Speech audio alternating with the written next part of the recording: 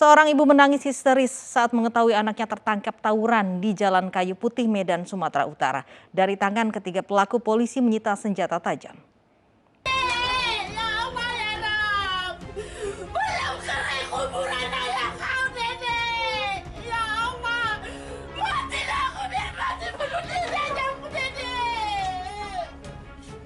Ibu ini menangis histeris saat anaknya tertangkap karena menjadi pelaku tawuran.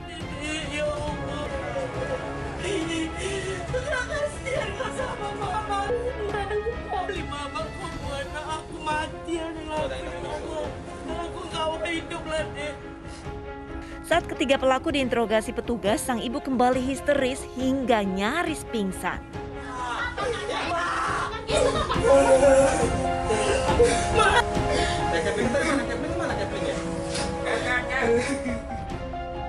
Tawuran antar kelompok remaja ini terjadi karena sakit hati. Dari ketiga pelaku yang diamankan, petugas menemukan parang dan belati. Sementara seorang perempuan menjadi korban karena terkena lemparan batu di bagian mata. Pelaku ini sering tawuran di sini, Pak. Sudah berapa kali, Pak? Ini sudah yang ke-5 atau 6 kali. Kebetulan kami buat ransus di sini. Ini ketua kami, saya wakil ketua 1, ini sekjen kami. Harapannya dengan kejadian ini apa imbauan kepada masyarakat? Mudah-mudahan dengan kejadian ini tidak akan terjadi lagi.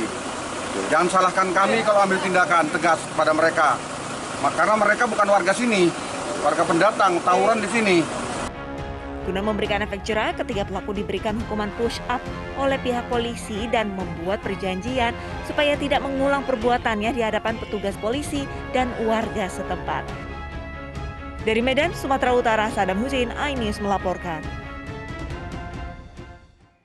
Seorang pemuda yang berprofesi sebagai pengamen di Kota Bekasi, Jawa Barat tewas bersimbah darah di depan sebuah warung nasi. Diduga korban dibunuh oleh teman sesama pengamen.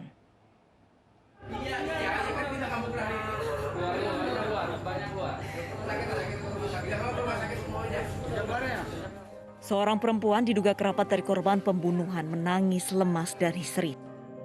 Warga Jalan Raya Indah, Bekasi Timur, Kota Bekasi, Jawa Barat digemparkan dengan tewasnya Kristianto di dalam rumah makan. Korban merupakan seorang pengamen yang sedang berlari dan bersembunyi dari kejaran seorang pria. Cari selamat orangnya, korban. Oh. Dihabisinya di depan saya, Pak. Saya nggak tahu apa-apa. Itu dari mana, Pak, arahnya, Pak? Dari bawah. Dari bawah. Ya. Terus kalau pas lihat kejadiannya seperti apa, Pak? Ya, kejadiannya begitulah. Bawa saja, disambut berkali-kali, tusuk. Jenisnya apa tuh, Pak? Parang, Pak. Parang ya? Petugas Polsek Bekasi Timur dan Polres Metro Bekasi Kota langsung mendatangi tempat kejadian perkara dan mengidentifikasi korban. Petugas pun langsung membawa jasad korban ke Rumah Sakit Polri, Kramat Jati, Jakarta. Hingga kini, petugas gabungan masih mengejar pelaku yang sudah diketahui identitasnya. Kini kasus pembunuhan ditangani petugas kepolisian Polsek Bekasi Timur dan Polres Metro Bekasi Kota. Dari Bekasi, Jawa Barat, Rahmat Hidayat, iNews melaporkan. Sebuah truk terguling di atas jalan flyover RE Marta Dinata Ancol, Pademangan, Jakarta Utara. Diduga truk terlalu berat dan tidak kuat untuk menanjak.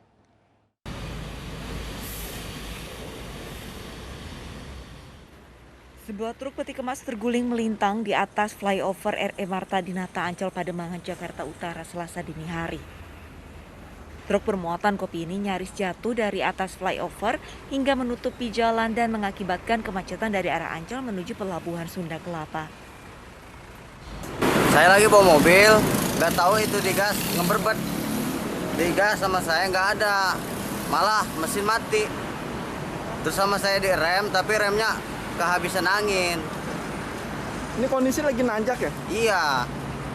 Ini datang dari mana mau kemana nih? Dari Kerawang muat kopi mau ke Sunda Kelapa. Dia mundur, nggak kerem kan nanjakannya. Dia akan mundur, langsung ke lipat. Truk bernomor polisi B9710UEJ ini berangkat dari Karawang menuju Pelabuhan Sunda Kelapa.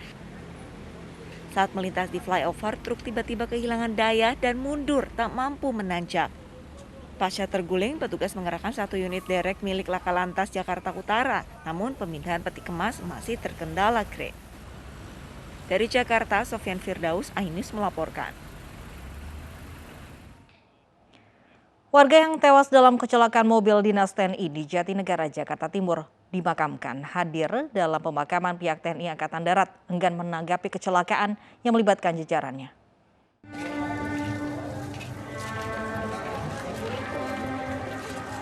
Suasana duka menyelimuti prosesi pemakaman Alfi Mariansyah, salah satu korban dalam kecelakaan mobil dinas TNI pada Minggu malam lalu.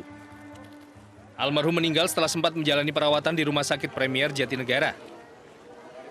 Almarhum dimakamkan di TPU Kober, Jatinegara, Jakarta Timur. Keluarga sangat kehilangan sosok korban yang menjadi tulang punggung.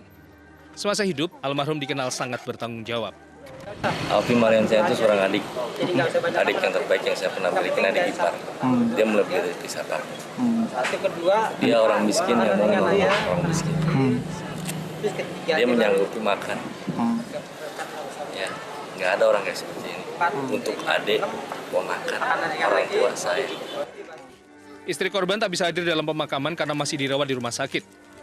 Sementara Kepala Dinas Penelitian dan Pengembangan TNI Angkatan Darat, Brigjen Terry Tresna Purnama, hadir dalam prosesi pemakaman. Namun ia menolak mengomentari kecelakaan yang melibatkan anak buahnya. Sebelumnya, minibus berplat Dinas TNI Angkatan Darat mengalami kecelakaan di Jalan Jatinegara Timur, Jatinegara. Mobil diduga kehilangan kendali hingga menabrak sebuah sepeda, satu unit motor, serta sebuah warung di pinggir jalan. Bagian depan mobil ringsek akibat menghantam pagar jembatan. Akibat kecelakaan, sejumlah warga terluka dan dievakuasi ke rumah sakit terdekat. Dari Jakarta, Rio Manik, iNews melaporkan. Tak terima kendaraannya diderek paksa, petugas seorang pengemudi protes hingga naik pitam. Sempat terjadi adu mulut, namun petugas bergeming dan tetap menderek kendaraan yang kedapatan melanggar aturan parkir.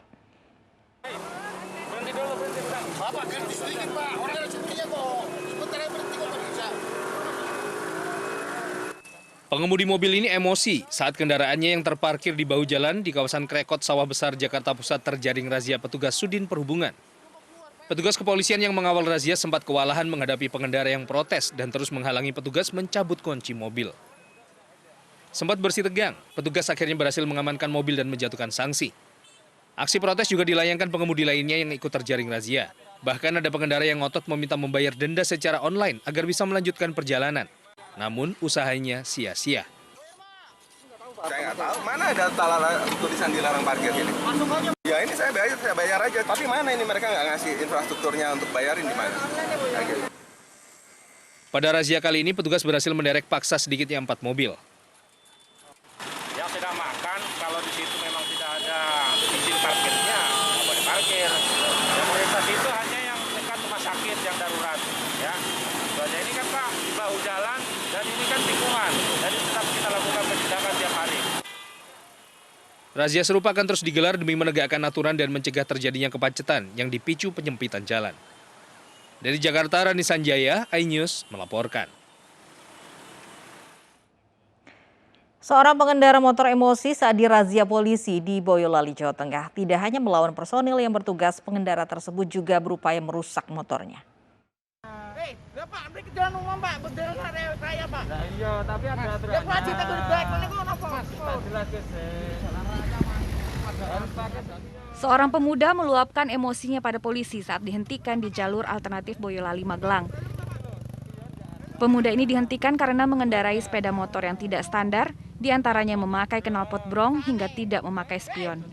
Saat petugas meminta pengendara putar balik, ia tidak terima dan protes pada petugas. Tidak puas marah-marah, pemuda ini kemudian berusaha merusak motornya sendiri. Pada saat kita arahkan untuk putar balik, yang bersangkutan melawan petugas. Melawan petugas dengan memukul tangan petugas dan berteriak-teriak bahwa dia tetap kekeh ingin naik ke atas. Kemudian kita tahan, kita berikan pembinaan, kita sampaikan bahwa yang bersangkutan juga kendaraannya tidak layak untuk jalan, tapi yang bersangkutan tetap marah-marah.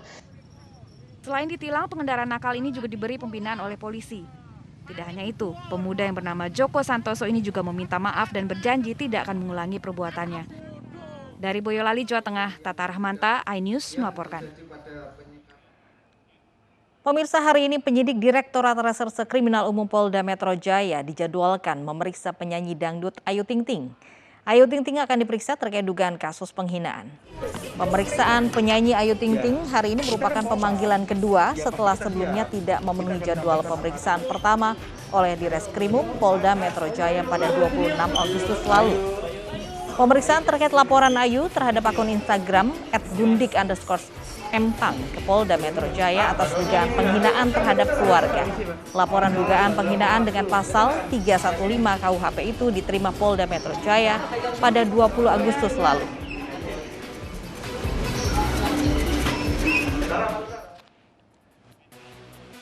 Sebelumnya kedua orang tua Ayu Ting Ting sempat mendatangi kediaman orang tua dari seseorang warganet yang diduga terkait penghinaan. Saat mendatangi rumah di Bojonegoro, Jawa Timur pada 28 September lalu, warganet yang dituju keluarga Ayu tidak berada di rumah, melainkan tengah bekerja di Singapura.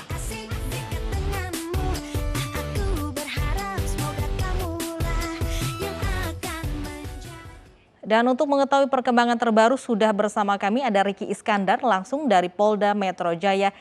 Riki, apa agenda pemanggilan Ayu hari ini? Baik Lovi, terkait dengan agenda pemanggilan Ayu saat ini memang panggilan ini adalah panggilan yang kedua karena sebelumnya mangkir ataupun tidak hadir karena ada kegiatan lain. Maka Ayu Ting Ting di panggilan kedua ini sudah memenuhi panggilannya di mana agendanya hanya membuat BAP ataupun laporan dari pelaporan Ayu. Karena Ayu hadir di sini hanya sebagai pelapor di mana Ayu ini melaporkan akun Instagram milik Gundik Empang di mana akun tersebut ini diduga melakukan penghinaan terhadap anaknya Bilkis di media sosial Instagram. Terkait hal itu, maka tadi Ayu tiba bersama dengan tim kuasa hukumnya, yakni Minela Sebayang, di mana kuasa hukumnya menyampaikan dua alat bukti yang dibawa ini hanya berupa screenshot dari perkataan yang menghina anak dari Ayu Ting Ting tersebut dan juga capturan dari tulisan-tulisan yang mengandung penghinaan.